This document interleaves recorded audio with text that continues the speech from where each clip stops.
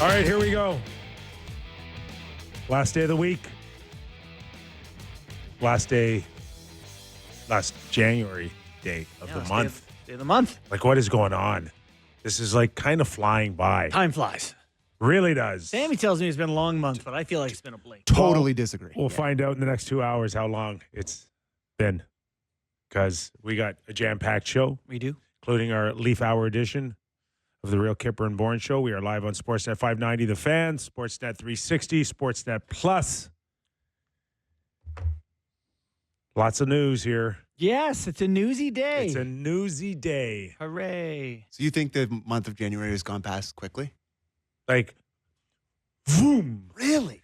No, I found it's really been grinding. Really? Yeah, I really, really have. Again, maybe it's just hanging out with you guys every day. I'm not sure what it is, but it just really... Wearing on you, huh? The weather sucks. You know, it's just cold, snowy. We do not agree. I'm sick of it. As it's been kind of noted that, like, I don't know if it's a race to the finish line before Four Nations, or if it's an army crawl, whatever it is, we're getting there here. And while some may think like it's a good time for the Toronto Maple Leafs to kind of take a break, and a lot of it has to do with the injuries that they've had, there's also the fact that they've got 4 big critical games coming up starting tomorrow night in Edmonton. Mm-hmm. And dare I say it, that if you kind of look at the standings, while they're still a point out of first place in the Atlantic, they're also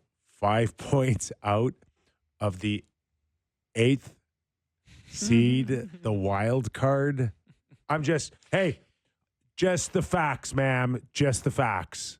They are 5 points above the second wild card spot, yes. So they are 6 points from being out of playoffs entirely, is your point. No. What's your point? No, that's your point. My point is it's 5 to the 8th. Well, just to be clear, it's 6 to the 9th. So, like, how important are these next 4 games? Panic. No, don't say panic. Not at all. No, Where's the button? I got to smash it. it's not even, they're not divisional games. They're not conference games. And that's not to diminish the value of the points. You still need your points. But yeah, you've just lost 6 of your last 9 in regulation. And it's time here. Yeah, every 2 points matters here. And these should be gettable games. Okay. Not all of them. Edmonton, Vancouver, Calgary, Seattle. Calgary, Seattle. Give me a number. How many do I 8 want? points. 8 potential points. Yep. Gotta have 5. And you want 6, gotta have 5. Totally fine with 2 wins in the trip. Everybody stay calm. Yeah, just two wins is fine. Oh, 2 wins, 2 losses That's fine. is just 500 hockey. Get it to the break. too many dogs nipping at your heels. The Ottawa Senators, 4 points behind them. Well, same that's- games played. That's the one that's... I don't know if it's gotten into me today, but I just can't. I can't buy into this. I think I'm not buying in. Yeah, I think you're buying in. I'm just Needs your looking at the buy-in. standings. I think you're buying it. Yeah, I know. You wake up today and you look at the standings, and it was like 2.5, 3 weeks ago, this team should be going for first place overall. Yeah, they need to win the East so they can, get the softer of the 2 wild card seeds. And to your point, they've lost 6 out of 9. Yeah. And if I go to the NHL standings page and I sort the standings by points percentage, would you look at that? They're in first place in the Atlantic Division still. Yeah. Yeah, by 0.02%. They are. First place. Buddy, everything said on this show so far has been a fact. Mm-hmm. That is where they are in the standings. Yep. You can put on those rosy glasses, but it's getting tight. Okay. Everything's great. Can I be totally honest with you? Good. No, lie to us. Good. Yeah. I want it to be like that. I don't want this team to find any reason to have any complacency with any sort of lead in any sort of division. Buddy, you or followed anything. this team, right? You know that anytime they can take a break, they do. This is not going to happen. They're But not going to if- run away with the division. But Don't if worry. But if they had gotten into a spot where they had a chance to, be first in the division or whatever, I think it's good for them to be in a fight, for them to know they have to win games, for them to know that the standings are tight. I don't think it's a terrible thing. I don't. No. I really don't. 6 regulation losses in 9 games, that's a terrible thing. But being in a race towards the end of the year and being in the playoffs, which I think we all think they're going to be fine in that sense, for sure. But I get where you guys are coming from. Getting healthy matters. Yeah. We mentioned off the top, kind of a newsy day today, led by Brandon Saad, I guess. No, probably the NHL releasing a projection on the salary cap, and we'll get into that soon enough, and we'll also get into it with Frank Seravalli, who will join us later on in the program. But I put out a tweet this morning on my X account that he was going to make a decision as early as today, and lo and behold, it did happen. That for a guy that walked away from $5 million and the St. Louis Blues couldn't get rid of him fast enough, there were multiple teams knocking on his door, and I knew of the Toronto Maple Leafs, the Edmonton Oilers in Canada, but he ends up signing with Vegas. Yeah, and I do think, I've heard a lot of people say the walk away from $5 million. I think his salary is $3.65 in cash, and he gets 1.5 plus no tax. He's down 2. He's down 2. Still 2. It's a lot of millions. But More than that because it's prorated and right. Well, he's earned the first half of the year. Anyway, okay, all right, yeah, so fair enough. Vegas is in an interesting situation here. Do you think the no tax thing helped them, Saad? I think, and I don't know this, but I would believe that a smart agent would have invited everybody to the dance, which would have included the Toronto Maple Leafs, especially when you look at 3 goals in the last 3 games. Mm-hmm.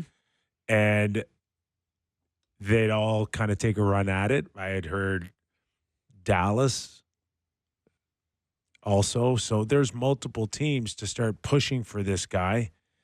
And when it's all said and done, I think it's an American hockey player that really had no thoughts of trying to finish this season anyways in Canada. I think he was going to stay in the States all along.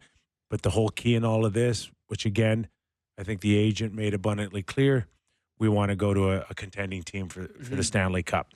And then I would imagine if you're Saad, another consideration is you're playing for your next contract. So where am I going to get opportunity to show what I can be? And you look at Vegas's top 6.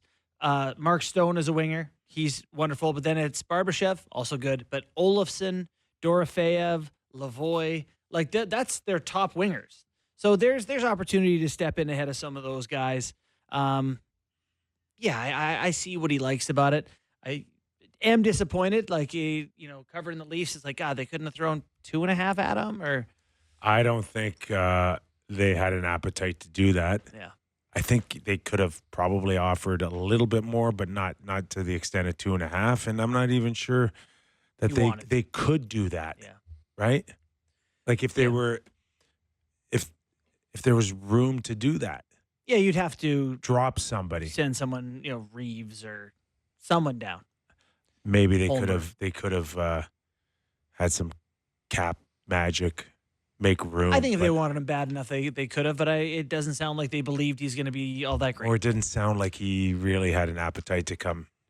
I have heard that is a growing thing. Canada, we've talked about the taxes, we've talked about the eyeballs. I know I'm not breaking news, but it's getting harder for Canadian teams to compete against teams like Nashville, Vegas. Well, I think if you look at Vegas, would you say right now that Vegas has a much better chance to win the Stanley Cup than Toronto does? I wouldn't say that, no. No? No. Okay. So there we go. I guess that's the end of the conversation. Well, I think they got to go through Dallas and Winnipeg and Colorado and Edmonton, and I think the West is better at the top. Okay. And I think the East is soft at the top. We're going to start hearing no tariff clause? Do we have to pay a tariff on players? 25%. Are we going to start hearing that soon? Oh my God. Hey, the old NTC. Yeah, he's got a no tariff clause. That's the same as no trade clause. There you go. Pretty good. So it is our Leaf Hour edition here. Where does this leave the Leafs right now? Because say what you will about where you think Saad's game is at right now, or where it's diminished to the point where St. Louis had no interest in keeping him. But the one thing that I think it could have excited the Toronto Maple Leafs is it's a free crack at a guy. Yeah. It's not costing you anything other than a chunk of money and a commitment to keep a guy for the next 3 months. But it didn't happen. They missed out on this opportunity for whatever reason. Now, where do they go? Well, for one, it looks like they're getting healthy right now, which gives us a better look at what they will look like in playoffs. I have an article up on sportsnet.ca right now about trade deadline and the Leafs and what I realistically think is going to happen here over the next, whatever it is, 2 months, more or less. Some stuff that you guys have heard me say a million times. Morgan Rielly not going anywhere. Nick Robertson probably does get traded when you just look at guys who, you have to give up something, and I think he's a plus asset. Minton or Cowan, one of them could go. But here's, coming in, Kip, they need a center. They need a top 6 center, and we've talked about that in this show lots. So top 6 center and a depth D. But here's my question on top 6 center. The Islanders keep winning, and I wrote Nelson in my article today. It's not Nelson. No, you got dated on it a little bit with another win by the Islanders, or how many? 7 now at a 9 six or something? in a row. And, and after I wrote it, I had talked to a couple people, and it's like they're trying to re-sign him in New York. Like the options are going to be tough. Honestly, I can't think of a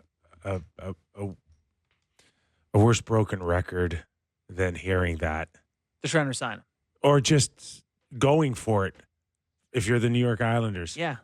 And I know it's a Lou thing, but at some point, watching the same song and dance over and over again, only to fall short. And you probably remember the Black Knight from Monty Python. Keep cutting, come back here, I'll bite your kneecaps off. It's like the Leafs guys or the Isles got nothing left. Is that merely a flesh wound? Is that merely a flesh wound? Is that what that's from? Yeah, okay, but good. That's good. not the only name that they could certainly go after, and we just saw the Philadelphia Flyers pull off a pretty big trade, and we'll have Ryan Leslie also later on in the program to talk about the Calgary Flames picking up 2 players for Kuzmenko, Frost, and Farabee. And is that still an answer for you, Scotty Lawton? I got to tell you, I looked at that trade that the Calgary Flames made. And that, to me, is exactly the type of trade I wish the Leafs would make. Oh, yeah? Where you get 2 guys who are young, energetic, bottom 6, sort of top 6, mixing in. Like, Frost has good skill. Farabee's been a good player. A little bit of grit to his game. We saw him scrap with Connor Dewar earlier this year. I just, you kind of inject 2 younger guys into the bottom half of this lineup that have a bit of scoring touch. Mm-hmm. And just, that's a trade that I look at. It's like, would have been a perfect thing for the Toronto Maple Leafs. 2 guys like that you can just inject into your lineup, some energy, some skill. You know what, Sam? You look at the lineup today. So the lines have come out in Edmonton. Yeah. And top line is the line everyone knows. It's Nyes, Matthews, and Marner. The second line is a line that's been very good.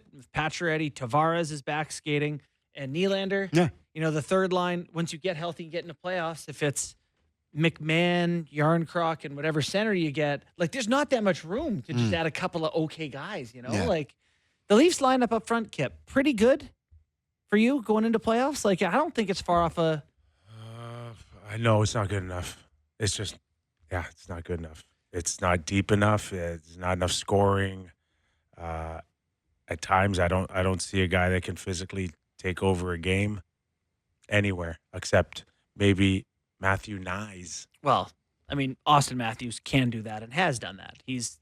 It's not physically take over a game. I think physically, get to the net, but not wear and tear, not heavy, not by game 6 or 7 they're worn out. Kind of, I'm talking about punishing, not physically leaning on guys to get to the net. But that doesn't come in the form of people who also play hockey outside of 3 guys in the league. Not many teams have the guys you're talking about there. But they all end up somehow having 1 or 2 in the conference final or the Stanley Cup final. Whoever you think it is, they're not getting. No, they're not. Sam Bennett or Tom Wilson. But okay, so in the meantime, find me a guy that can put a puck in the net. Right. Yeah, and I think that's probably where they're at. Yep. And that's why they were looking at Saad pretty hard, because I think he can score goals in front of the net. He can go to the front of the net kind of guy, but I don't know. I think that's, to me, becoming pretty clear. You mentioned that third line. Do you really want Nick Robertson?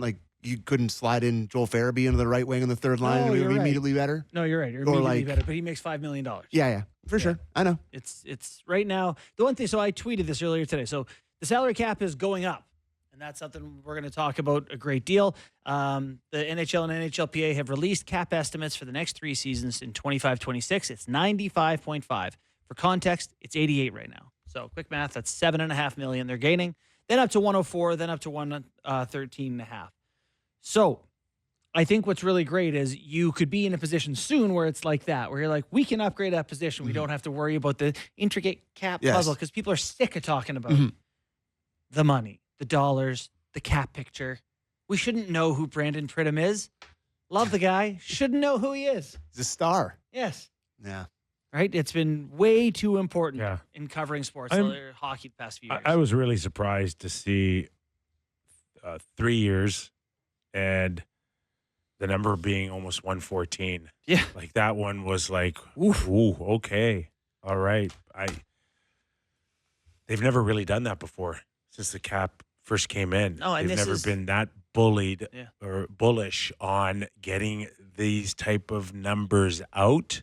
And what is it, to make teams feel comfortable enough about signing players or keeping players? Maybe that's part of the equation. They want cost certainty, right? They want to know what they have to spend. Maybe this is a chance for Gary Bettman and the players to say, hey, look at how successful we are, how healthy of a league we are. Sure. And we got a 114 coming up. And if you're thinking about buying a team, this is why. Mm-hmm. So I think there's a lot of different factors here. I do worry about not the Toronto Maple Leafs, of course, but there are other teams that will have a very difficult time in 3 years, I think, being between 114 and $100 million. Can I say right now that I do not care? Yeah, I know. Like I know. I've been we should have the Connor Garland draw for that. Yeah, I've been screaming about this for 4 years on this show, that I look at the other sports and the teams that have the most money generally get to spend the most. Like the baseball, like, have you seen the Dodgers? They have the sickest team, or they just won the World Series. They just had the best offseason ever. They get to spend the most. The Celtics won the NBA championship, being in the third apron, spending $300 million on their team. Yeah. This is kind of like the teams that have the most fans are the richest. Listen, and they it's awesome. You won't get an argument out of me. I mean, look at Amazon. You think Amazon pays what Amazon just paid to get national games on if it didn't include the Toronto Maple Leaf kind of market? Right. Yeah. They're getting them not to play on Mondays when they aren't scheduled on their network or their channel. Yeah. Whatever you call it, app. For sure. It has changed things a lot. But what I also think is so great is I think it does a lot of favors to a guy like Mitch Marner, who can say, I'm worth a little bit more money now because the cap is whatever. But so people don't have to hear you and I argue over whether he's worth 11.75 or 13.25. No one cares. They'd like to know, does he fit with the team? Does he fit with people Matthews? cared before. They cared before. I know they do. And they're still going to care. Well, they're still going to care. They are still going to care. But I don't care if he makes what range of that he makes.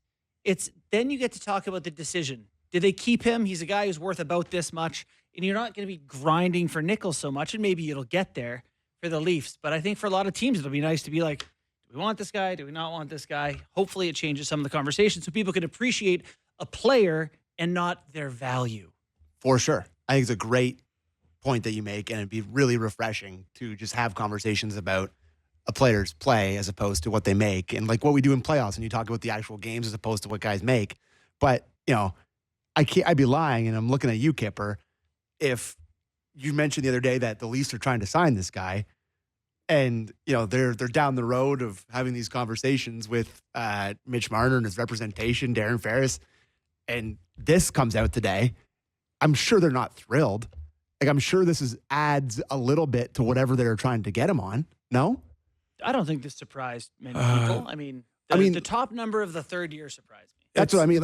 I would say not next year surprised me, but the two after surprised me. That's the number that everybody will care about, right? Mm-hmm. So if you're Rantanen or Mitch Marner and you want to do percentage of the cap, that's really kind of, you're not doing it off of of 95 or 104. You're doing it off of probably 113, 115 percentage of the cap.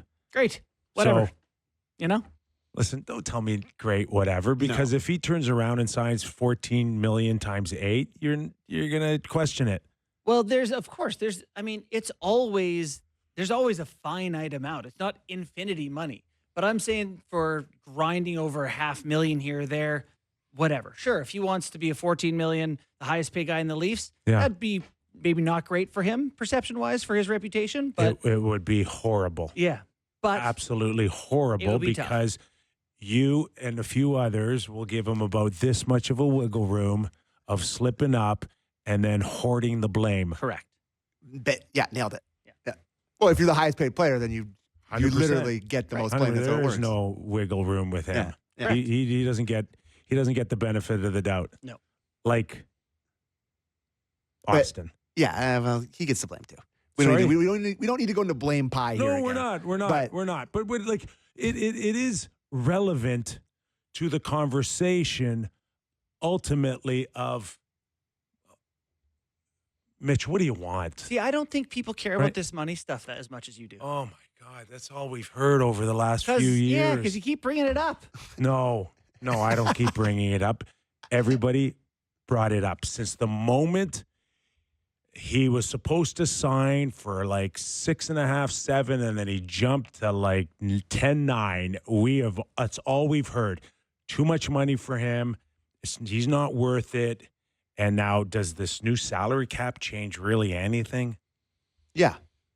I mean, again, I've made my stance on that clear. It does change things. If he signs for whatever, I don't know. I'm so sick of throwing out numbers, but like if he signs for just under what Matthews makes right now, they do the internal cap thing like they did with, and the cap goes up to $113 million. No one's going to say a thing. Okay. And no one's going to tell care. me something. Yeah. They lose in their first round. What are they saying about Mitch? Oh, like you mean that? That's always going to be relevant, but that gets to be a hockey conversation. Is he good enough to be the guy, we spend our top dollars on if he can't do it? And the answer is no. No, the answer is no. We're not good enough, and it's a bad mistake. It's a bad mistake. Well, then that gets to be the conversation. It's about the hockey. But does he want that conversation? I don't know. That's up to him.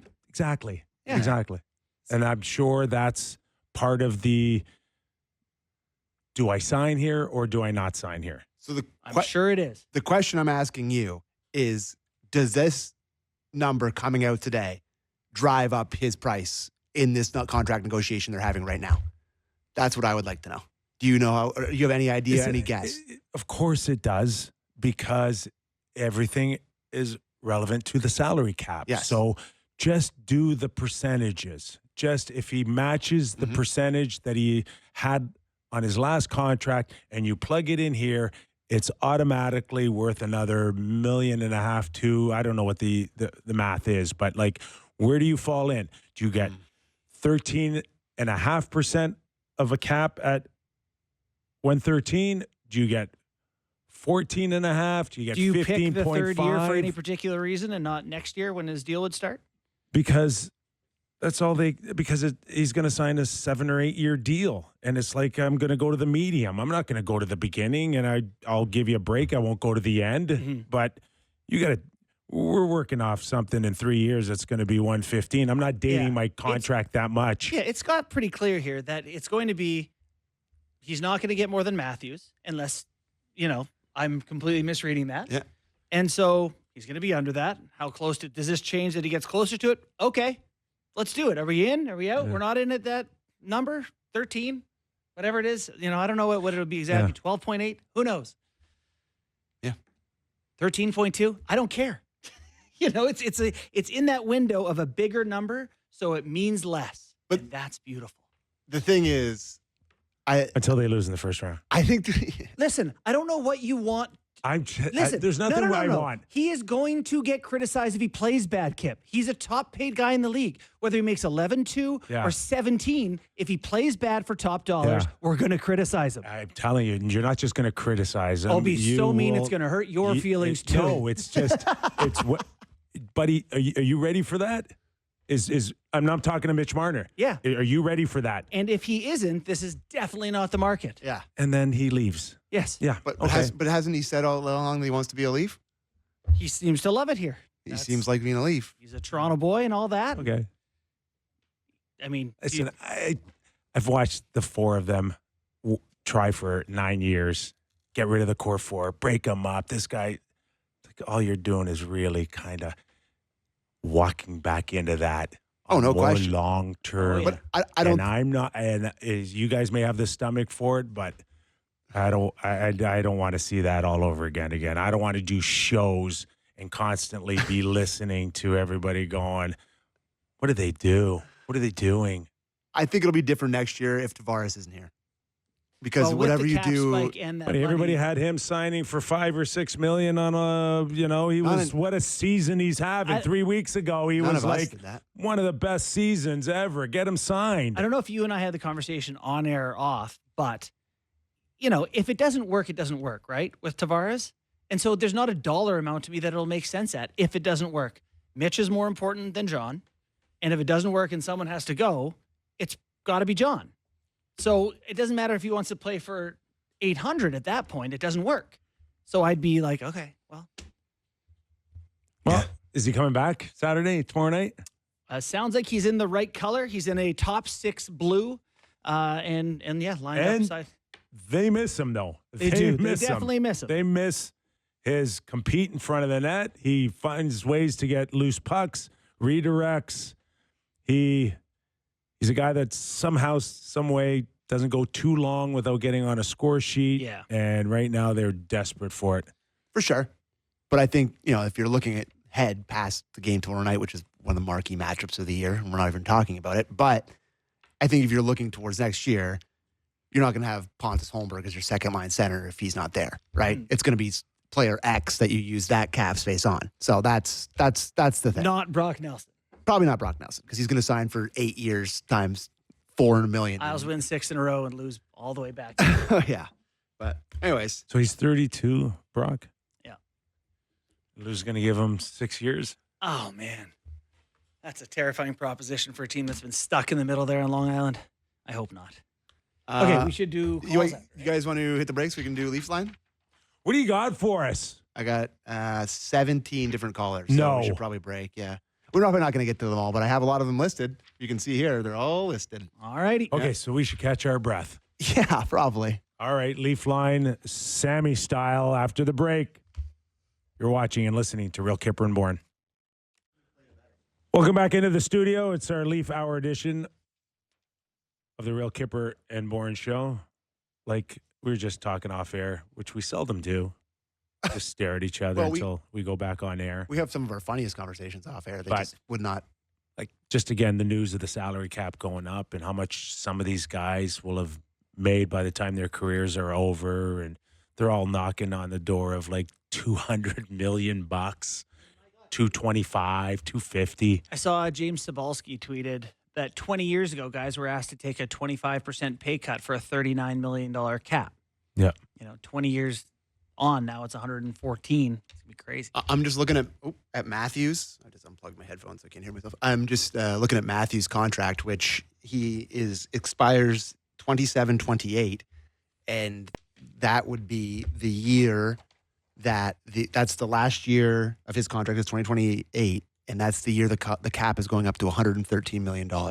And like a terrifying thing, too, because he'll be, 31? He's going to be 31. He is going to, and How much has he already made? He is the only superstar that was allowed to hit the absolute peak of a salary and not commit 8 years. Mm-hmm. Which I still hated.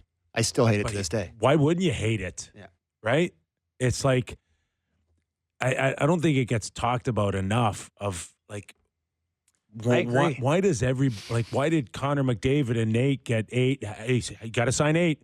Hey, Jack Hughes, got to sign 8. Well, no, here's the thing. Those guys had all the leverage, as you know. Why sign 8? Like, you look at the NBA, they got max term of 5 years. Often guys sign for 2, 3, whatever, waiting for the numbers to go like this. Well, they signed 8 because was like the condition of the hockey club saying, we will give you that number, but we will not give you anything less than your commitment of 8. Imagine if Connor was like, it'll be 5, and feel free to tell me I can't have he it. didn't. But he didn't. That's But he it. didn't. But he didn't. That's the point. Matthews had the force. I don't understand why everyone doesn't do it. Mitch should do it too.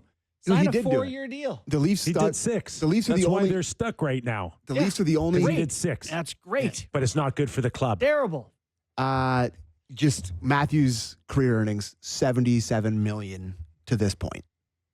So I got 60. okay, and looking at Cap Puck, wages? I'm looking at Puckpedia estimated career Oh, earnings, maybe that's, so 77. he's earned 60. He'll have earned Yeah. that Yeah. at the end. They were of his doing deal, maybe? okay. Yeah, he's doing okay. Okay, That's this crazy. is the part of the program on a Friday where we completely run out of things to say. Therefore, Mercifully. we lean heavily on you, the watcher, I don't the know viewer, the listener, Help. to help us. Okay, let's start with Brian from Sutton. Hey, Sammy. Brian from Sutton. And hi, guys. I'm starting to think the style of play might be affecting the players, and that's why they're getting injured. I don't think they're used to this style. They used to always be chased because they always had the puck. Now they do nothing but dumping it and chasing after the puck. And also, I just don't know if our coach, I don't know if he's ever had players with that amount of, they're so good. And he just doesn't know what to do with them because they don't look the same. So, and I hate to say it, but maybe they picked the wrong coach. Ooh. Anyways, great show. Just, I'm confused, and like you guys, I'm trying to figure it out. Hopefully they do time for the playoffs. Bye. Interesting call from Brian. I loved it. You know, it's like if you put my grandpa Bourne, who was a farmer, in a Maserati, he would not have known how to use that machine. You know, like they're hard. So my first thought is, Brian, that like we did see some success. We did speak of playoff type of hockey that you could have success. So There's a couple games early in so- the year. That one against Tampa, the one against So Winnipeg, there- like there was something there big time. out of Berube and the players that he has and the type of game that we think could be way better for the Leafs than anything we've seen in the last 10 years. Yeah. But to Brian's point, now it's getting a little stale and it's not working as well. And is it the injuries catching up to them? Is it the fact that teams are better prepared for that type of style and strategizing around it? Mm-hmm.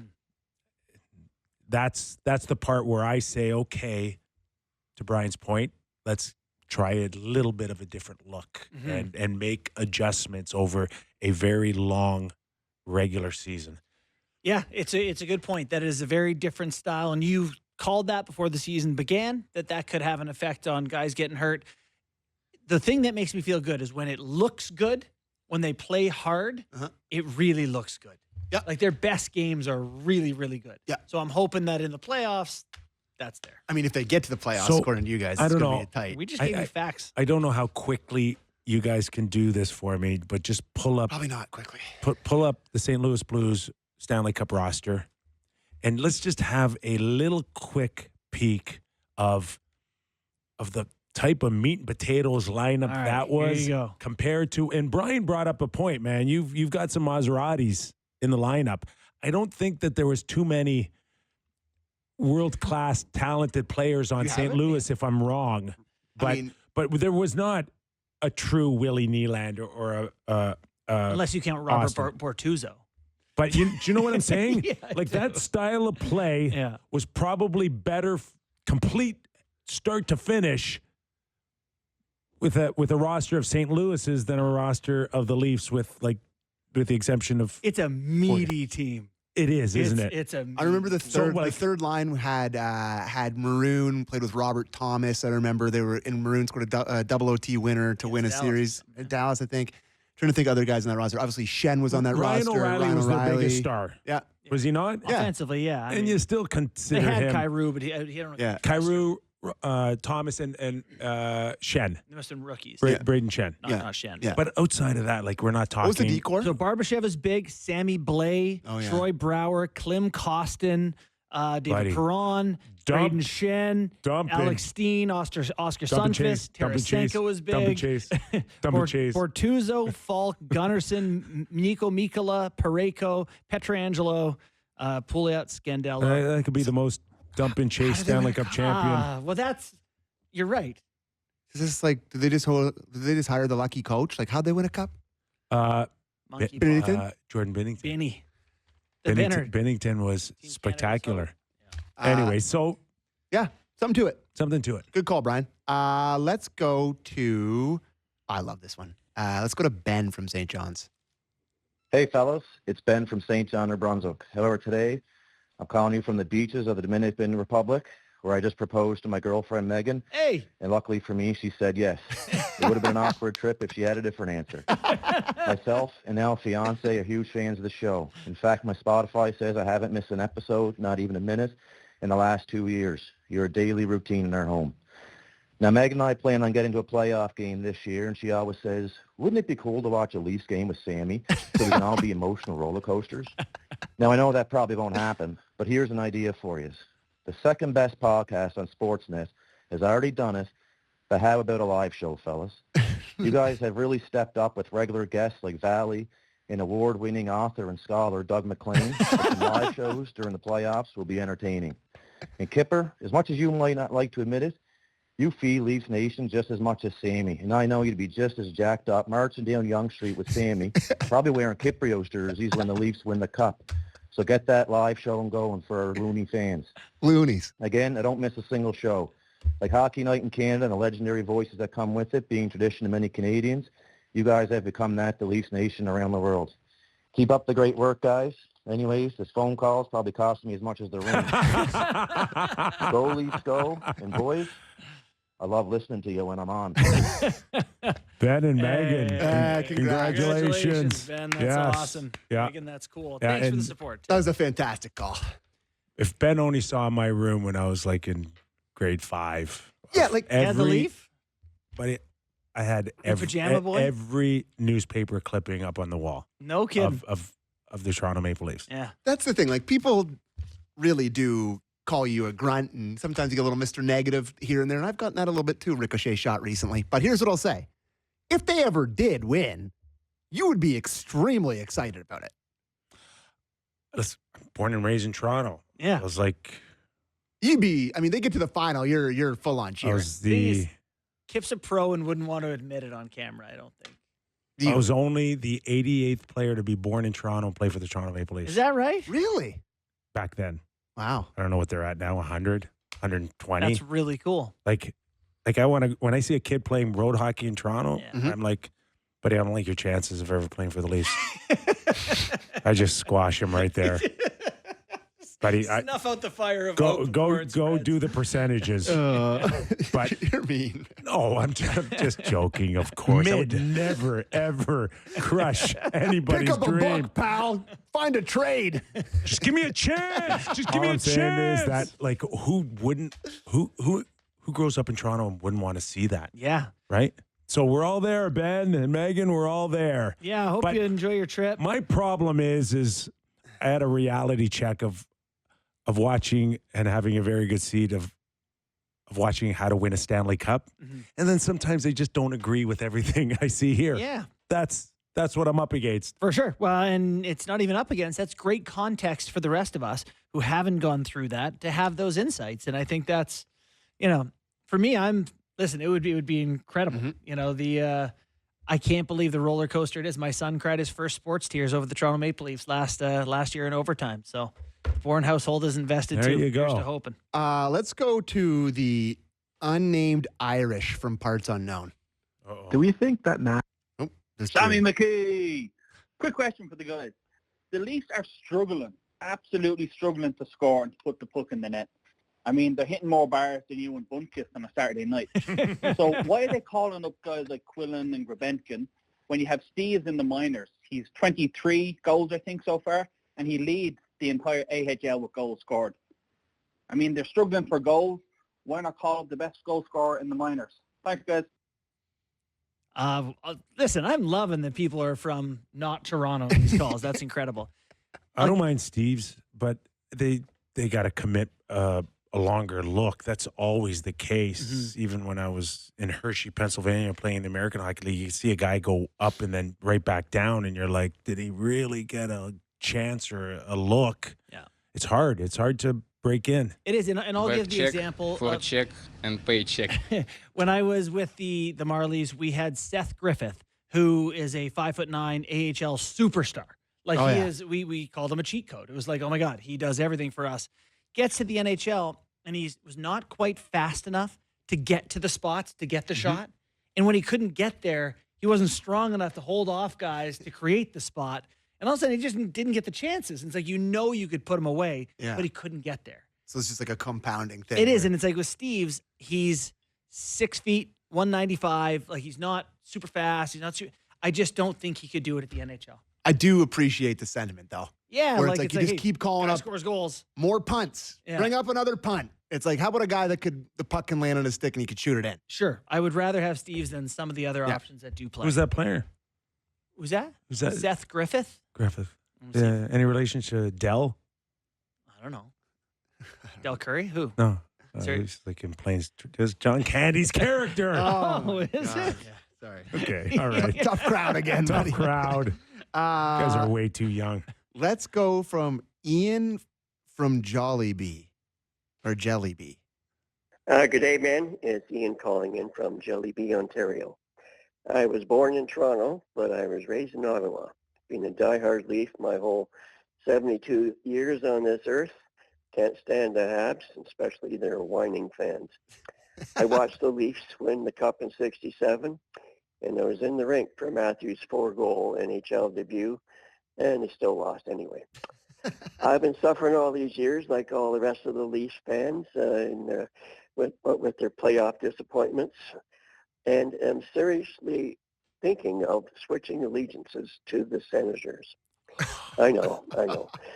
You know what? They're a bunch of hard-working guys, lunch bucket types, as Don Cherry would say, with talent to boot, that play as a team and are going nowhere but up. In my opinion, the Leafs aren't going anywhere but to the golf course again. Sammy, are you coming with me, or do you like just torturing yourself, man? Wow. Anyway, great show, guys. Keep up the good work, and go, Sens, go.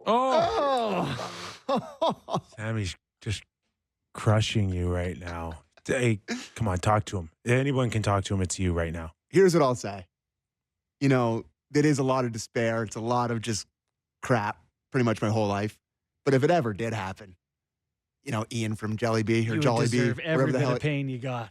you have no idea how good it would be if it did happen. So just Hang stay in there. Just stay. Hang in there. Listen, and if it The doesn't, pain is the identity. This is who Sam is. but is if it the does, pain. but if it doesn't work with these guys, then you can switch. When it's like when they're going for the rebuild after this era of Leafs hockey No, without winning a cup, then you can switch. I won't. You can Then switch allegiances when your team is mismanaged, when your team is owned by someone who is of whatever, rung up on charges of whatever. You can't switch because you lose a lot. Even if it doesn't work out that well, this is the type of roster where you could be Washington Capital-ish, is it not? What's that? The Leafs. Just have a one-off year where it works. Come back in a year or two and load up, change 4 or 5 guys. Salary cap goes up 20 schmil or whatever. You're all of a right back sudden in the you're game. like- Yeah. No. There's no time to go to Ottawa. I am fascinated Ian by the from background. Jellybee. Jelly Jelly formerly known as Jelly's Crossing, which we noted there. Thanks for the history lesson. Let's go to Jake B. Leafs. Sammy Kyper, it's Jake the Leafs. I've had enough. I've had enough of people telling me that this Toronto Maple Leafs team is bad, that they're going to miss the playoffs, that they're terrible, that their expected goals for isn't where it needs to be. I've had enough.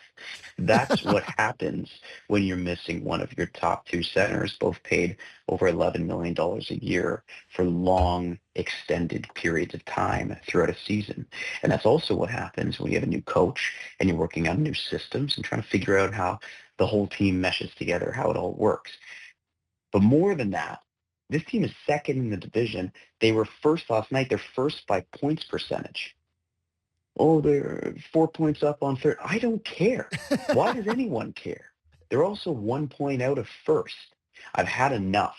The team is fine. Everybody can shut up. Jake Belief. Spectacular Twitter follow. I will say. A lot of facts there. Yeah, a lot of facts. Bit of an eye-opener, you know? It's not all bad. Jake Belief told me so. No, it's great context for the start of the show when we were saying they're 4 points out of, five out of the final playoff spot. And Sammy, for some reason, decided to dig in a positive fashion. He was heavily biased. And to his point, I've been screaming for Tavares to take nights off, right? Just rest. There's no reason why this guy should have to play 80 games. I stand by the thing I said. Could be a blessing. Where I said that when they have looked good, when they have worked, it's looked better than the old Leafs. When they're healthy, when you're getting that forecheck, that effort, that physical play. So the ceiling is higher than it's been for me. And that's all I'll say. We're back. We're back, baby. Let's sneak one more quick one in here. Let's go to Curtis from Guelph. Hey, boys. It's Curtis from Guelph. You guys probably noticed that recently there's been these teams of quarter-century all-star teams. Yeah, right. And I got to thinking about what would be an anti-team for the Toronto Maple Leafs, which would be the worst players. Oh, my God, he's got me on left wing. Years. And I hate to rip on guys. They'd all skate circles around me, but it is entertainment, and I found it entertaining. So what I have here is my first team being David Clarkson, Luka Caputi, and Alex Galchenyuk, just for that one pizza he's here. Yeah. Defense have Aki Berg and Martin Marincin, Yes. and in net, Jonas Enroth. Second team have Alexander Suglobov, Joe Colburn, first-round pick with 1 goal in 3 years, Nick Ritchie, Brett Lebda and Jeff Finger on the back end, and then Vesa Toskala in net. Curious if you guys have any other names to throw in there. You think guys maybe like Pierre Engvall would make the cut, or maybe Dmitry Kristich. Anyways, look forward to listening to your show tonight. Look forward to seeing maybe a potential other honorable mention on Saturday in John Klingberg and how he looks against the Leafs. That was a sick idea. It's a great call. It's a really good idea. And I haven't heard those names. Some of the names. Yeah. Some I don't even remember or ever heard of. You would need a minimum games played. Yeah, for sure. know, Well, 'cause, like the 2015 Leafs when they tanked. Tobias Lindbergh. I and mean, guys like, getting called up for a Nick minute. Spalling and, like, it wasn't P.A. Parenteau played on the Leafs. I think he led the Leafs in goals that year. No, but there was a bunch of guys who came up from the Marlies for like a day. Yeah. They Like, don't count. Frederick Gauthier might get a nod. Yeah, that's Freddie the GOAT. He had a moment. Yeah, I think he played more than Matthews in Game 7 once. What do we think about, like... That might be true. Maybe not. What do we think about, like, a quarter of a century team? It's like, is that really We're necessary? in the content business. Did you see Utah put theirs out today? Is They've it just been their team now? For like 3 months. Is it just their team now? It was their That's top that's 2 actually units. great. That's funny. That is funny. That's No, funny. I did not see that. Yeah. And I think they're making a pretty good point. Like, Yeah. okay, How it's slim like are the pickings here for some quarter of a century team. Yeah. Like, can we do an eighth of a century? You Like, do whatever where you do we want. stop? It's like a tattoo. Where do we stop? Can I be honest with you? Totally agree. I hate to agree, but I do agree. But no, but it generates conversation. Sure. And that's all you're trying to do in the content business. Yeah.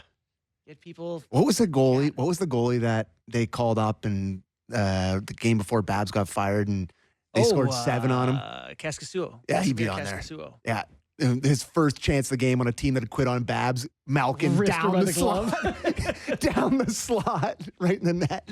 Yeah. Nick Patan might be on that team too. Oh, Malgin. Malgin for sure. The Malgin. Malginators on there. Yeah.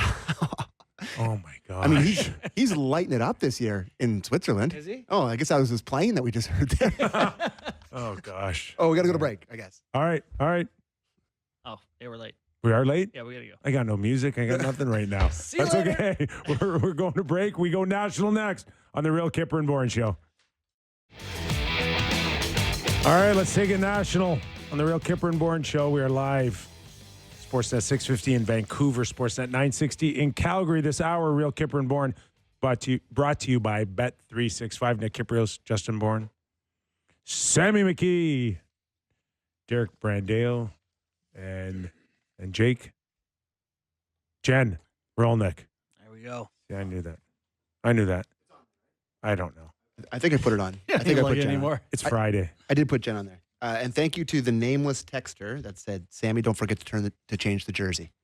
Because you got the job done. it worked, You and need I like a did because I daily did phone forget. reminder. Yeah, I got to. And with that comes a very good trade for the Calgary Flames.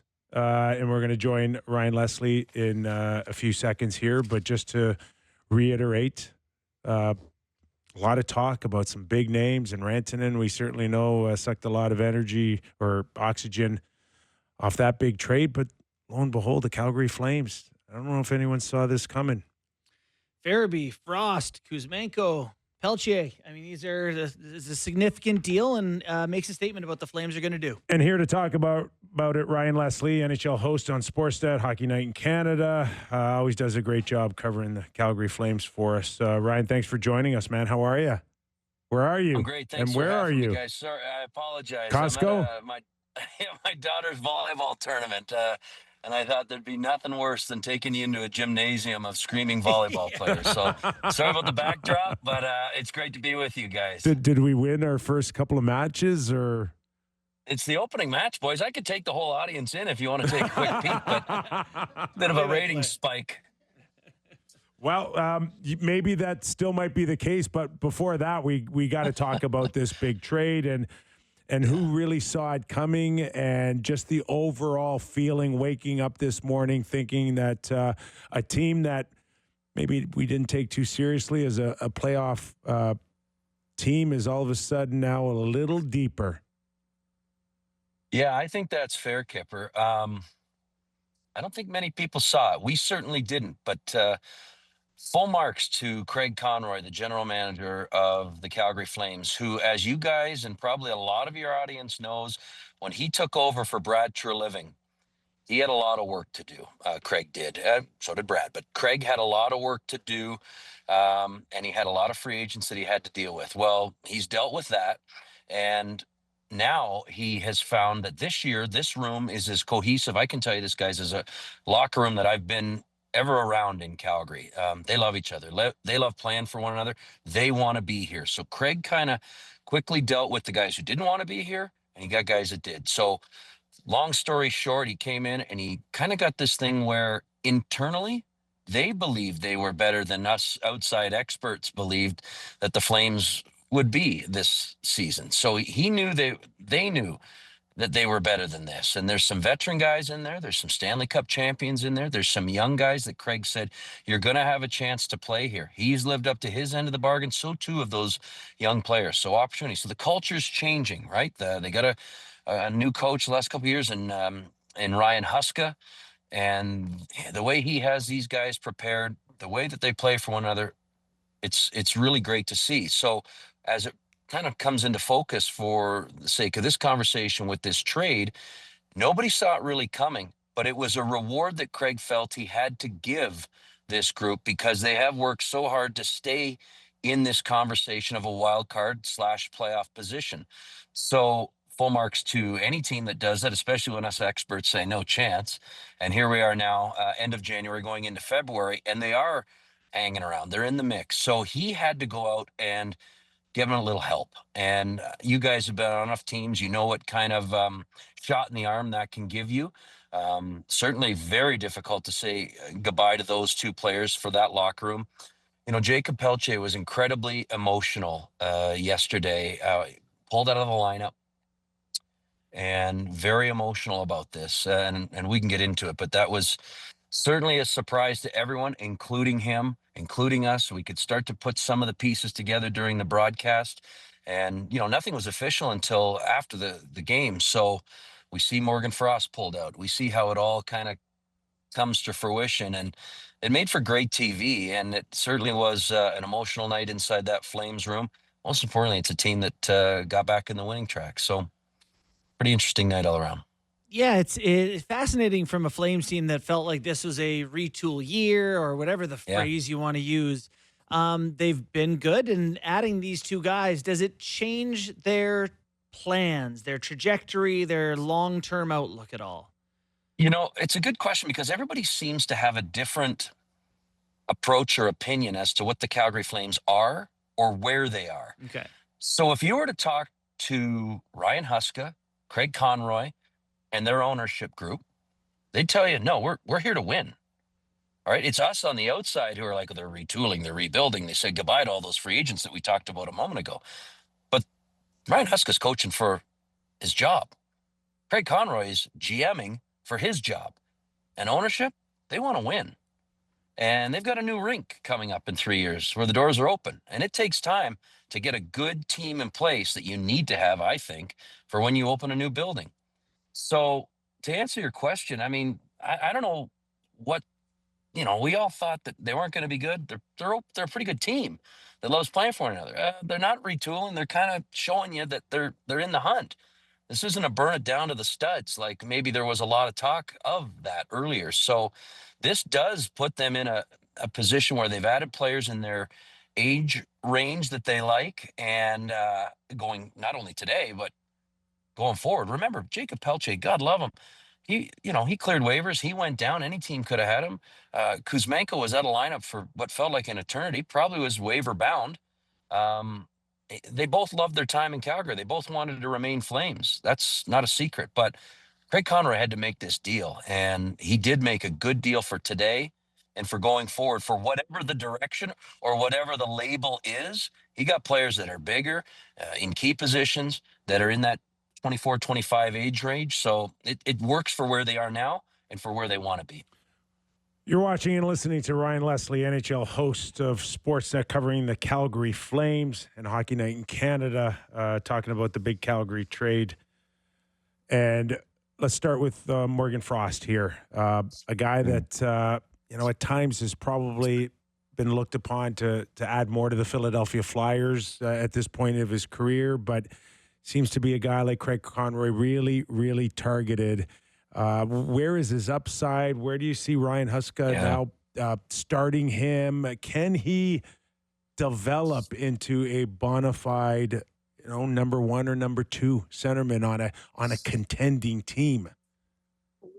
Yeah, that remains to be seen. You guys probably see a lot more of him than I do, given the conference. But I will say that Craig has a real belief in both these players, both first-round picks from a few years back. And, in terms of slotting, they feel that both kind of, maybe, I don't know, I don't know if they're a first-line guy yet, Nick. I don't know if that's the case. They're pretty happy with what they have in terms of that natural slotting in those positions. But certainly, there's an opportunity there. There's nothing set here. There's so much tinkering with what Huska has to do because there's no cushion. So they're going to try and get these guys acclimated. They're going to get them into where they think they fit properly. And with who, that's going to take a little time. And I think that's the key to why this deal was so important now versus the trade deadline. Get out ahead of it. Give these guys more time to figure out not only their who plays with who, but get these guys comfortable, get them feeling right about it, and then develop some chemistry with some guys. There's some pairings here, guys, in Calgary that really work, and that wasn't always the case from day one to where we are now. You could look at Jonathan Huberdeau and Nazem Kadri, who have really found something the last couple of months. Didn't start out that way. This is their second go around, and now they're both having fantastic seasons, and Huberdeau's on pace to his best season as a Flame. So, and that's important. That's really important. And then you could talk about Michael Backlund and Blake Coleman, who are a fixture, and now they've got Coronado in there. So you start to try to figure out where those two new faces will fit. We're going to find out. They're both in the lineup tomorrow night. The Flames are bringing them in, and they're going to be in against Detroit, and they've got a back-to-back with Seattle on Sunday night. So it's thrown right into the fire, and we're going to see what opportunity presents itself and what those guys go out and take. Because the one thing you got to say about Calgary right now, there's positions or ice time, we'll say, up for grabs, and they can go out and take it if they decide to dig in and be the players that I think Craig hopes they are and thinks they are. Ryan, with the salary cap going up, hopefully there's less concern about every nickel you're giving a player, but Farabee does make a good amount of money. Do you think the Flames will continue to spend along with the cap or spend more of the cap as it goes up here and as they get towards their new building? I do. I really do. And they have traditionally and historically, guys, been to the cap spenders. They have no problem with that. Murray Edwards and company of the ownership group are serious about a contender and a winner, and they have always done that. Now, right now, it hasn't made a lot of sense, right? You said goodbye to so many faces, 6 or 7 free agents off the top of my head, and now you've got some dough, as everybody knows, in Calgary. Craig wants to spend it, but he wants to spend it wisely. Did a guy like Mikko Rantanen, did Craig fancy a guy like Mikko Rantanen? You're darn right. Does he fancy some of the big name free agents that I'm sure you guys have talked about? Yes, he does. So this is just a sort of a holding pattern to get various ducks in a row to where he then can go big game and big name hunting in the near future. I don't think Craig's done. I just think the timing right now, he got what he wanted for this. And now I think you've still got some time if your team then gives you more indication that they're ready. And it'll be fascinating to see what we get from today to the trade deadline, to the draft, and to the fall. Because Craig does not, he's one of the more competitive guys I know. It doesn't matter if it's darts or if it's the National Hockey League. He wants to win. And you guys know a handful or more of guys just like that. You've had teammates that would just try to skin you at every game. So, pardon me. So it's one of those things where, hopefully you got me here. There we go. You're good. You're good. Just one of those things where he's not, you got to strike that balance of for your job and for the immediate future and for down the road. And I think Craig's really committed to that. So, yeah, I think Flames fans are excited to see. And you heard him say, right, in the availability last night, or maybe you heard it today, but just the idea that he can't walk around. People are like, does your phone even work, Connie? Like, get going here. Let's go. People have been patient. I'm not suggesting these two players put them over the top, but certainly they're in a better position today, and he had to do what he had to do for this group. Well, there's no doubt that they're deeper, and I'm sure a guy like Rasmus Andersson's looking at the added depth and between his play this season and making us laugh against a guy like Tom Wilson, he's not Ryan. He's not going anywhere, is he? When the time's right, they're gonna lock this guy in. Craig would love to lock him in, and I think Rasmus would love to be locked in. But here we are. He's got another year after this one. So everybody's trying to pump the brakes on that. They've certainly had conversations. They've certainly joked about it with one another. It's a great relationship between the two. So at this point, there's no sense of worry or concern. The calendar's a thing. Certainly the cap going up is going to be a thing. That certainly works. Why would he sign, or why would that conversation get too heated right now until you know what you're fully dealing with? And, he and Mackenzie Weegar are key pieces on that blue line. And don't forget, Kevin Ball, injured, but he came over in the Markstrom trade for those who probably remember this. This guy's a big body who's really impressed people. I mean, really impressed people. This is a stay-at-home defenseman, big boy, big stick, really allows Rasmus Andersson to be the Rasmus Andersson of old, offensive, and that snarl and that edge is back. I was between the benches when he and Tom Wilson were going at it. Oh, It was great. unreal. Yeah. It was unreal. God, Tom Wilson is just a national treasure, isn't he? And Rasmus is, legendary for the chirp. So he's a big part of the identity. He's a big part of that room and that culture.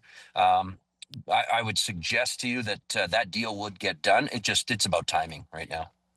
So earlier in the year, we were trading Kadri back to the Leafs. That doesn't seem like that's Yeah. happening. Yeah, I heard the Leafs. I heard Colorado. All Yeah. these things. Full marks to Nazem Kadri, Yeah. guys. His maturity, his play, his leadership, his willingness to, he's never said no to anything their communications department has asked and put forth. This guy just approaches and attacks each day like a real pro. And you'll recall, guys, it did not get off the right way in Calgary when he and Huberto came here. And it's taken some time, but he has always put his best foot forward. So I don't know, especially with the way it's going right now, that leadership, it's so important inside that Calgary room. I have no doubt there's teams that covet him. Right now, it doesn't make a lot of sense. They really like him. He really likes it here. I guess if you have your hair blown back by something, you think about it. But I don't think he's a player that Craig is thinking about in terms of, movement. So that would surprise me. But stranger things have happened. We didn't see this one coming, but that would be a major shock to the system. But he's been a really good fit, a really good leader. It took some time for him to probably get his bearings with a new team that was originally thought to be going in a different direction in terms of, boy, you've got all these guys after the Kachuk deal and everything's happening. And it didn't go that way. So it's taken some time to dig in and dig out, and they're doing it as pros. So we'll see how that one goes. But no, he feels like a Calgary Flame for now and for the near future. Ryan, I got to ask you about Dustin Wolf. And I know that the hype was there even waiting for him in terms of being the greatest goaltender that's out there that isn't currently in the NHL. But you still never know, right? And I'm just looking off the top of my head and thinking about the goaltenders that Calgary Flames have been blessed with, either, Vernon or Kyper. But Wolf's like sliding right in there now, isn't he? He is. I'm with you, right? Because he's not the biggest goalie at all. And I had my doubts. He was a late draft pick. He did it all, as we all have heard, in the Western Hockey League. He did everything and could play every single night in the American Hockey League. It didn't matter if it was back-to-backs and the second game was at 2:00. It wouldn't matter. This kid, I wasn't so sure until this year, guys. And he's made a believer out of me. I just didn't think, he was going to see through traffic. As simple as that sounds, and maybe a caveman of me, I just didn't see it there. And you know what? His anticipation, his speed, his ability to read things, and his ability to mentally just lock it down after something doesn't go his way, really impressive. And now he's got the workload under him. Now he's always had the confidence, but now he's got National Hockey League confidence. And you know what, guys? He's made believers out of his teammates, and that took time too. They heard what we all heard, the hype. And you guys have been around players. Okay, who's this hero coming in to save the day? But he has made them. Mackenzie Weegar told me, look, there was a time about 5-6 games into this season where he made a couple of cross-crease saves. Couldn't remember the game, but he said, we're on the back of the bus. A lot of the veterans going, we got something here. And he said he's the single reason why we are where we are in the standings. Without him, they'd be lost. They have faith in Dan Vladar for sure. He's just not coming out on the right side of it in terms of wins, losses, or some of the numbers. They've loved both of their goalies' plays, but there's no doubt that Dustin Wolf, another redhead, isn't that wild when you think about Mika Kypreos? But you've got a young, smaller goalie who has captivated this city's imagination. And, well, Mike Vernon as well, a smaller ginger as well. So they've had these goalies, and everybody's kind of hoping this ride continues to last because he has been brilliant. He has, and our goalie guru, Steve Valiquette, says he's the real deal and going to be around for a while. So that's how I know it's legit. Last one, just a quick one from me. What do you think the rest of Andrei Kuzmenko's career looks like? Ooh, good question. I have no idea how it goes going forward in Philly because, 39 goal scorer in Vancouver, showed flashes of brilliance here, and then it was just almost a refusal to shoot at times. Yeah. So he was a healthy scratch. He was injured. He was, he's a charismatic, skilled young hockey player who lights up a room sometimes and can light up the ice on other nights. But putting it all together has been a real challenge. We'll see how it works in Philly with Michkov and company. So I don't know. No. Let me rephrase this. Okay. What is Tortorella going to do with this guy? Tort's like, what did you do? What did you get me, Danny? Yeah. What did you bring me? Trying to run Torts out of town. Yeah, that's. I'd be fascinated right now to turn on the old Flyers or Philly sports stations, but I can't wait. But hopefully for Jacob Pelche's case, he put out some strong statements too about how much he loved this city, how much he loved the guys inside that room. They took him for a few beers last night, both of them, just to say goodbye, and now a new chapter. But it was certainly emotional for Jacob Pelche yesterday. And the one thing I'll leave you guys with is that he said today your thoughts are with Chris Snow, right? Who passed away from ALS. Who was that was Chris Snow made Jacob Pelche the Flames pick that year. It was his pick to make, and Brad Treliving was on board with it, and so certainly that was part of his emotions last night, and certainly today. So part of sports, right? Professional sports, or this happens. It's not new. It's not gonna stop happening anytime soon. But for a young player, it hit him hard, and those players are wishing him all the best in the new chapter. With that, a wonderful tribute to Chris Snow and his memory and the family as well. Great job, Ryan. Really appreciate your time, pal, and giving us some real insight into this big trade with the Calgary Flames, Philadelphia Flyers. All right, pal, have a good one, okay? Have a great weekend. Thanks for having me. We'll do it again soon. Thanks, Ryan. Appreciate it. Ryan Leslie. Outside of volleyball tournament. He's great, too. It's I was just looking today. It's funny, we're talking about the Flames. 15 years ago today, the Calgary Flames traded Dion Phaneuf to the Leafs. Is that right? 15 years ago today. Big trade time. Feels old. That's crazy. And Mike Vernon, he mentioned Mike Vernon there. Mm-hmm. Last summer, I went on with our good buddy George Russick out in Calgary to talk about the Masters. And he's like, oh, welcome to the show, Sam McKee from the golf show or whatever. He's like, Sam, say hello to Hall of Famer Mike Vernon. I was like, what? And then Mike Vernon started interviewing me about golf. I was like, what's happening? I was like, yeah, you know Vernon. I'm like trying to be his buddy. Oh, that was great. That was great. Yes, there you go. Good old Russick. He's listening. That's right up there with I threw out the first pitch at Yankee Stadium after we won the Cup. Cool. Oh, yeah. And then that's just very exactly the same thing. Don Mattingly asking me if he can get my autograph to sign a Ranger cap. Yeah. I'm like, you got this backwards, pal. What is wrong with this picture? The guy's like 400 batter. He's won titles. He's the captain of the New York Yankees. Yeah. That's I'm incredible. Like, this is embarrassing. That's very cool. I got to get out of here. Do you guys want to do game time? Because we got Frank. Frank coming up after the break, so we should. I'll get this out of the way here.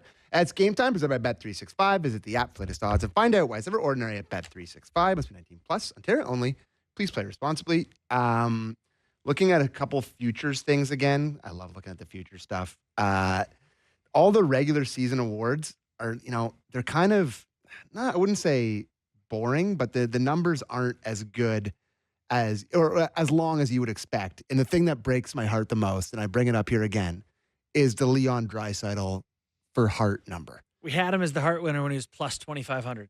I think I even brought it up at 28. Yeah. It is now plus 160. He is the odds-on favorite to win the Hart Trophy. You guys are better at this than me. I'm an idiot. Why wouldn't you just put up 20 on it? Come on. So the other two guys that are closest to Draisaitl is Nathan McKinnon at plus 300, Connor Hellebuck at plus 350, Connor McDavid at plus 600, and Quinn Hughes all the way down at plus 1,100.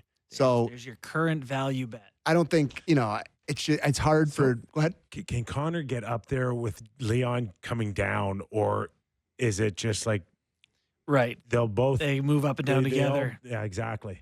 And it's tough to make up ground on your line mate. Tough to make up ground on your line mate if your line mate doesn't kind of continue a bit of a pace here. Yeah. And the Norris number. I know they've been on separate lines. Yes. The Norris number here is. Sorry, just lost it here. It's Quinn Hughes is the favorite, minus 130. Cale Makar is plus 210. Zach Werenski plus 340. And then the next closest is Josh Morrissey at 200 to 1. So they're pretty Werenski's confident. interesting. Werenski's They're pretty leading confident. The NHL in time on ice. Mhm. Obviously having a huge year. And Leon Draisaitl, obviously a huge favorite for the Rocket Richard. The next closest is of your Toronto Maple Leafs is William Nylander at plus 900, and Leon Draisaitl is minus 360. So, I mean, he's got, how many goal lead does he have right now? It'd be tough for anybody to catch him, but what are you Quiz going to say? for you. Who do you think is second in the NHL per game behind the current leader, Zach Werenski? Time on ice per game. This behind? Yeah.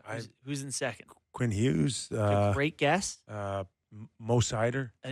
Also good. He played 30 minutes the other night. I know. A new addition to the game. Drew Doughty in at number 2, playing an average of 25 and a half minutes per night.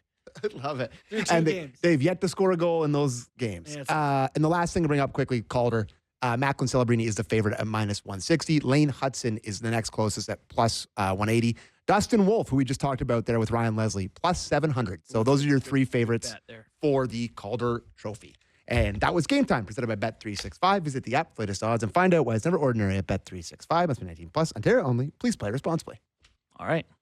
Okay, let's take a quick break, and when we return, we'll get into some NHL news and notes. Also, Frank Seravalli's been kind enough to drop by just to give us a little bit more in-depth of what a rising salary cap means to maybe some unrestricted free agents. Do we get paid more? Mitch Marner, Rantanen, Sam Bennett. Who signs first? The Rantanen one, it's like, if the cap's going to $113 million. Yeah, you guys couldn't have ponied up and maybe should have paid him.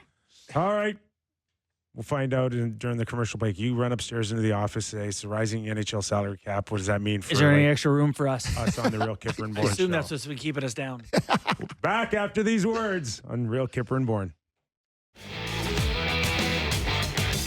Welcome back into the Real Kyper and Bourne show. As a reminder, this hour of Real Kyper and Bourne brought to you by Bet365. Nick Kypreos, Justin Bourne, Sammy McKee. All right, waiting in the wings to explain it all to us. Frank Seravalli, Hockey Insider, President of Hockey Content, Daily Face-Off. Welcome in, Frank. How are you, buddy? Doing pretty good, guys. How you doing? Good. Okay, let's start with something that I don't think I've ever seen since the inception of the salary cap, and that's such a long projection of what the salary cap would be for the next 3 years, and a very significant jump is what we saw from 95.5 to 104 to the 27-28 season of 113.5. So before we get into more specifics, just your overall thought of these numbers and the fact that they're really showing us their cards in the third year. Were you surprised? No, I'm not surprised because this has been a change in the system based on how it works. So if you remember back, each year we'd have to wait until June to find out what the cap number would be for the following season. And the reason for that is the system was designed so that you basically took next year's revenue projection and produced a salary cap number based off of that. That's why it seemed to fluctuate so much. In this case, with the pandemic and the memorandum of understanding that existed after that, they said, well, let's slow things down. And instead of projecting what next year's salary cap will be based on projected revenue, what we're going to do is back things up a little bit, and they instituted what's called a 2-year lag formula. And that's essentially what we're seeing here, which is why you're able to then project out a few years in advance, because essentially what you're basing the cap number on 3 years from now is what revenue looks in present day as opposed to a guess. So that provides a lot of stability and certainty for teams moving forward, and allows them to get out in front of this, and also allows the league to really confidently, in conjunction with the Players Association, project what escrow withholding is going to be, so to provide some certainty there as well. So essentially what we've done is taken the system and slowed it down and delayed it a couple years to provide more certainty, which I think in the end helps everyone. Frank, I know hockey fans want people like me to stop nerding it up with all the data. Ain't gonna happen. What does this tangibly mean for hockey fans? How will this change the way players are signed and moved around? It's just provides increased flexibility and spending options for a team like the Toronto Maple Leafs. It's breathing room that they haven't had for a long time. I mean, think about the way they did business heading into the pandemic. No one saw a pandemic coming. Had the cap continued to increase at, an average of a 5% clip, I don't know that we're sweating over the contract signed for Austin Matthews and William Nylander and go down the list, Mitch Marner, the rest of the team.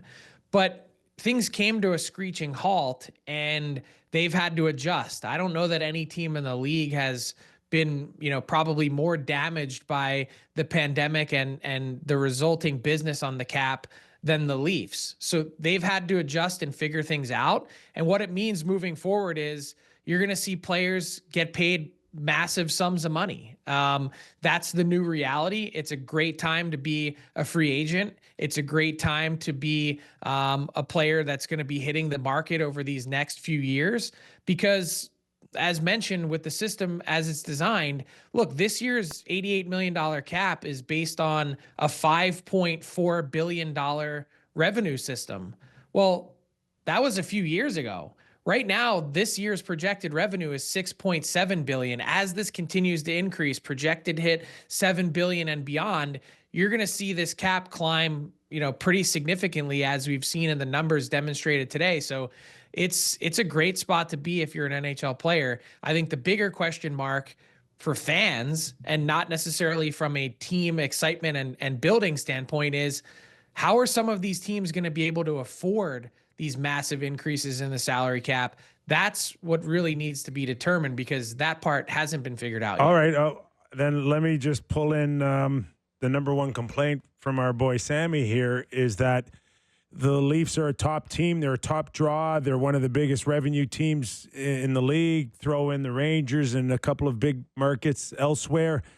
And then they've got to go down to the level of these bottom feeders.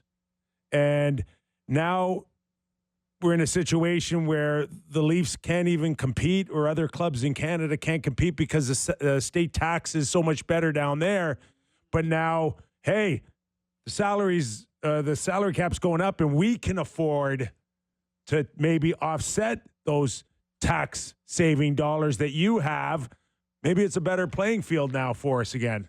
That's the balance. Yeah, I think that's probably a really fair point to make and balance to try and strike.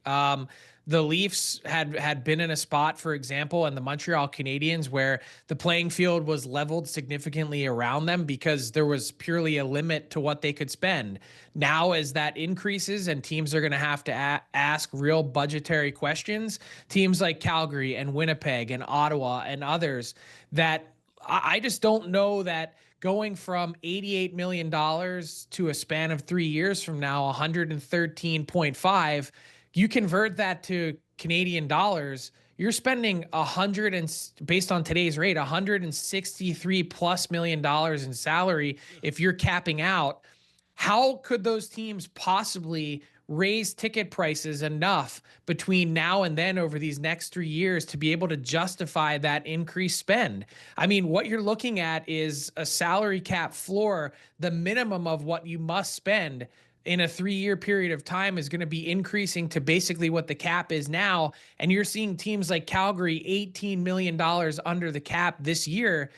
I'm telling you, this is a significant difference in economic reality that I know the NHL has been concerned about.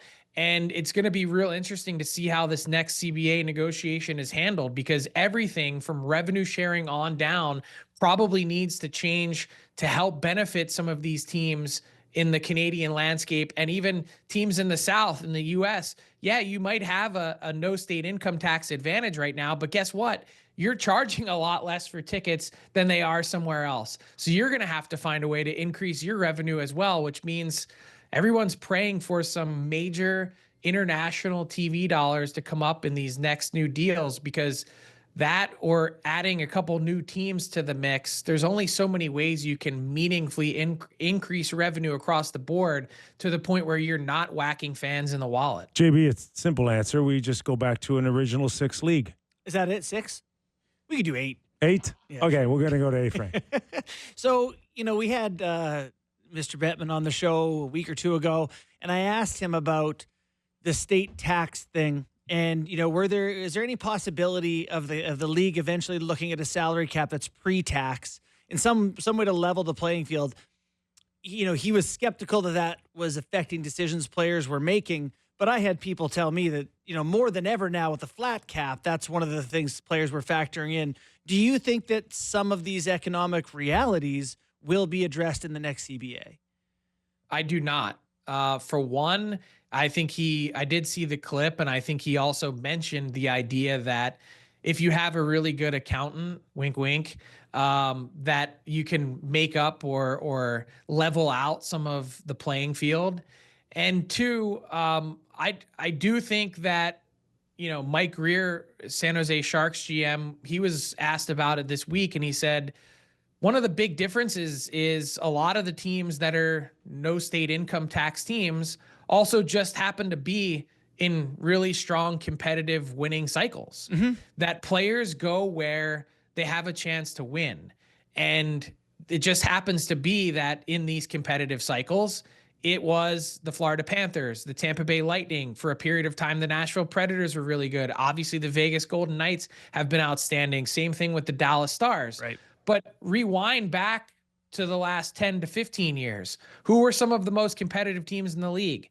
The Los Angeles Kings, the Chicago Blackhawks, the New York Rangers, all teams in heavily taxed metropolitan areas. Flyers. The Flyers forever, the Toronto Maple Leafs, all these teams that have been ultra popular, Montreal Canadiens, destinations for players. I truly believe part of that is cyclical, and part of it is there's ways around the tax code that a lot of these teams have found a way to level out. And then you're going to get some really other creative options like the Anaheim Ducks. I don't think a lot of teams have talked about the contract or have delved into the contract that was signed by Frank Vatrano, but they think the deferred solution is potentially one way around this no state income tax advantage that some other teams have. I think that's far-fetched because I think you'd have to get players to buy into that. But point being, there are workarounds. Frank, the general feeling up until now with some of these UFAs, and correct me if I'm wrong, but you may have been one of them to say,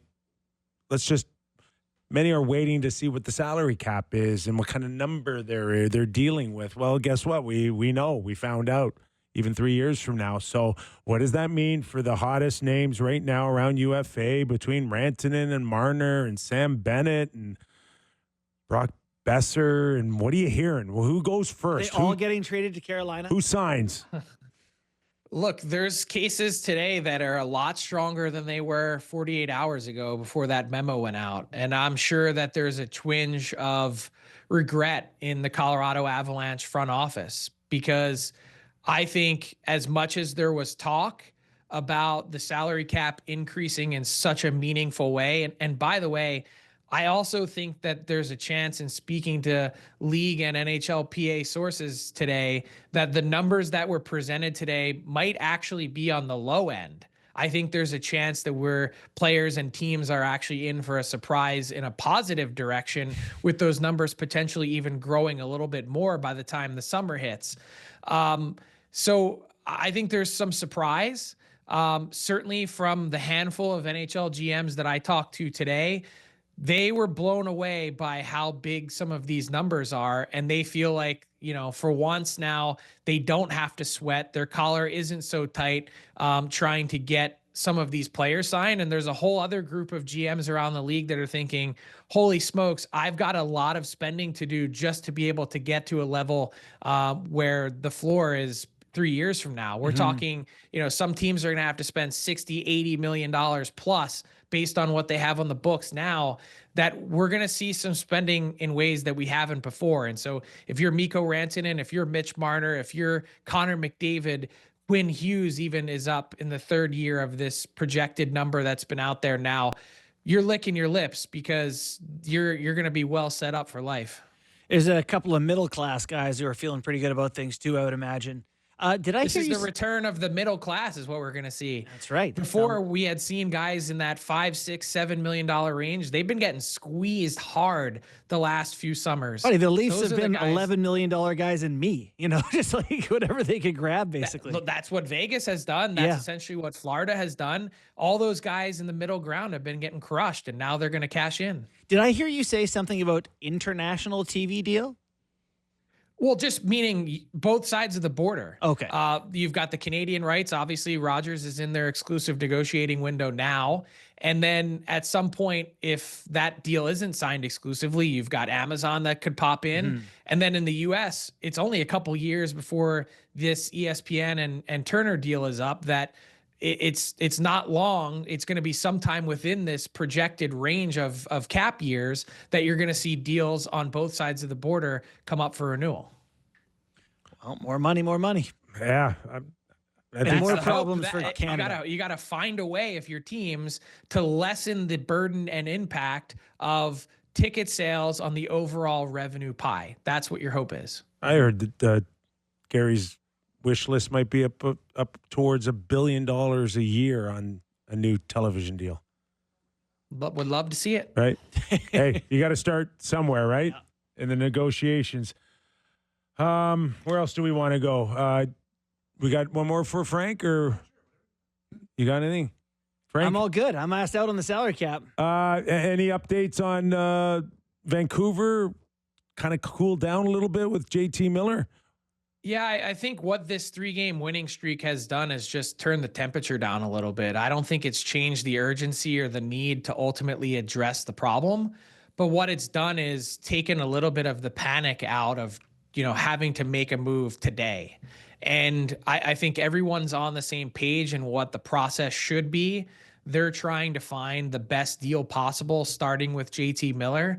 I do not think it's out of the realm of possibility that both of those guys end up getting moved. Doesn't necessarily have to be in season. I could certainly see a world in which JT Miller is moved this year, and then in the summer, before the no trade clause kicks in for Pettersson, that you make that happen. But they've been in a spot where teams have been circling, trying to make lowball offers, and I don't think they have any interest in that. It's just that everyone knows that there's an eventuality here that must be processed. Frank, great stuff with the latest on the salary cap. Really appreciate your time on this Friday, man. Thanks for doing this. Have a good weekend. Have a good weekend, guys. Okay. Frank Seravalli, president of Hockey Content Daily Faceoff. Money, money, money, money. So, just I'm the overall health of 32 teams, right? So, in 3 years, $113 million. Salary floor of 80 something. No, it's if it goes 113, then the floor is like 90. It's almost 100 million. Frank tweeted, right? I think I got it on the lineup there. What's the floor? I got it on the lineup here. Yeah. So upper limit in 25-26 is 95. Lower limit 70.6. 26-27 upper limit 104. Lower 76.9. 2028 upper 113.5. Lower 83.9 million. So That was from Frank 83.9 today. million is almost the cap now. It's crazy. So to get, awesome. it's still at the end of the day, it's still a ticket-driven. That was a good league. point by Frank. That it's too big of a piece of the pie compared to other pro sports leagues. For sure.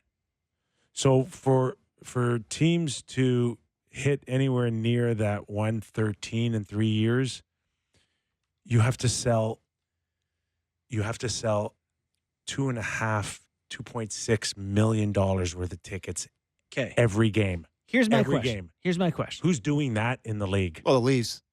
1, Rangers. 2, We're not going through the league Montreal. like 3. What do you do, Sam? There's 32 teams. How long are we going to sit here You're till you gonna, get to yeah, 19? you're What's gonna your start. point? You're gonna start slowing down halfway through. I'm done. That's all I could get to. Utah. It's going to be very tough for teams in 3 years here's what I to was come gonna say. close to 113 These salary cap. revenues these salary caps are based on current revenues. Like it's a leg formula, it's multiple years, it's whatever. The league must be currently taking in enough money to justify that. To me, then wouldn't have to increase ticket sales to get to numbers we're already showing that we're at. Like, it doesn't feel like you need to sell more to get to what they're projecting based on what we currently have. Maybe I thought that into a knot. I'm not. I don't know how it splits. A thought knot? I'm not sure how it splits, but I just think it'll be tough for some teams to get to those numbers. I don't know. Maybe it's already there. Like, to your point, maybe it's already there and they can just draw from it to. Right. But I think you still got to go out and sell. Why do we hear that there's some teams, and I don't know how necessarily it works with balancing whatever revenue sharing that they have, but we still hear that some teams are losing $20 or $30 million a year. Yeah, that's a little perplexing for me too, because the income is shared based on all the TV packages, right? And national, not package. Okay, not regional. Local, not regional. That's your money. But the league has done very well by that. And it does feel like it's not even near to the U.S. But like the overall revenue of the league is up significantly, right? It's up to, what do you say, $6.7 billion 6.7 from 5.4 or whatever it was very recently. So I don't know. It feels like the league's very healthy. And if you're a team that can't keep up as it keeps going in that direction, is it like a bush that sometimes you have to prune off the unhealthy branches so the stronger ones can grow more? I don't know. Put a couple more jersey ads on if you want. Well, maybe that's the type of stuff, though, Sam, that's a viable option. Start looking like I don't like it, but that's the stuff they'll do. And start looking like Sparta Prague out there. They're going to sell the crease. Yeah. They're going to sell, And Frank made up the point of a Canadian dollar right now to match a 113 U.S. salary cap. You think that's getting better anytime soon? What number did he give? About 160? 163. Yeah. 163 Canadian. Yeah. To max out in year 3. I will say, as the dollar gets worse, that has to be of more appeal to players to come play here. Mm-hmm. It's like you can get paid in the U.S. and live in Canada. You would think they would come out. I think it's going the opposite. I think Americans do not want to come up here and live. They don't want to touch our dollar. And I don't think their families are interested in cross-bordering if they can avoid it. I do think it's a limitation. I don't think that's new necessarily, but can I just... Well, the pandemic really pissed them off. Can I touch on something that Frank said there, that the thing about Rantanen that really jumped out to me? Do you really think they wouldn't have any indication of this? No, because I had an indication. But like that... they definitely did. That's what I mean. So, he said that they regret it. But would they regret it because they didn't know the two big numbers, like over 100 million? But they had to have known those were coming. Like we knew it was going up to 96, 97. Because he just mentioned you'd have been living on another planet if you didn't know that the cap next year should be 100. Listen, it's not 100 million next year. They've smoothed it. They've stuffed it on purpose. It should be 102, 104 now. Yeah. And so Colorado would have known that they definitely would have had the money. Yes. So they chose not to keep him. They chose not to keep him. Is that potentially the first indication of an internal cap for a team? I mean, okay, but to me, it's a greater statement about the player. We love the player. I'm just wondering. I'm just asking a question. I'm still trying to figure out why the hell they traded Mikko Rantanen. You make up a number and say that's our cap. You can say anything you want until Cale Makar goes, no, I want more than that. You go, no, just treat me like Rantanen. Yeah. Not like, I didn't mean for under McKinnon. I meant for the team, what they're willing to spend in terms of what their cap team budget. Like if they have a budget that they're going to hit. Yeah. I think half the league's going to have that. They're going to have it, but Colorado's, paying Rantanen an extra $1 or $2 wouldn't have threatened that. Yeah. Anyways.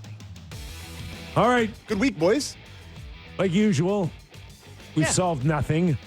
We've learned nothing. Well, we learned that at least we're going to spend a lot of money. That's good. Yeah. The rest of Canada loves that. Our thanks to Ryan Leslie and Frank Seravalli. While Doug McLean's in Vegas hanging out. At the Sphere. Who's he hanging out with tonight? He's with his wife. No, he went to go see a concert, Shania Twain, I think. Yeah, but he's with Jill. Well, I'm not saying emailed me. I'm not saying he dumped Jill to go out with Shania. All right. Have a great weekend, everybody.